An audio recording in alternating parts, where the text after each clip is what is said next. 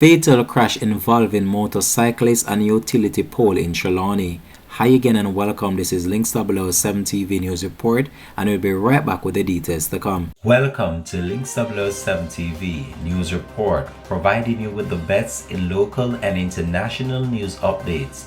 This is a place where you can get the most reliable and informative news information.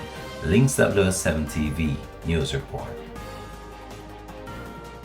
Welcome back and thanks for joining us. This is Links 007 TV News Report. A motorcyclist dies from injuries he sustained during an accident along the Samuel Prospect Main Road in Trelawny on Saturday morning. The deceased has been identified as 36-year-old Siobhan Adrian of Carey Park in Trelawny. Reports from the Corporate Communications Unit, the CCU, the police information arm, are that at about 5 a.m., Adrian was driving his motorcycle along the Samuel Prospect Main Road when he lost control of the cycle, which collided into a utility pole.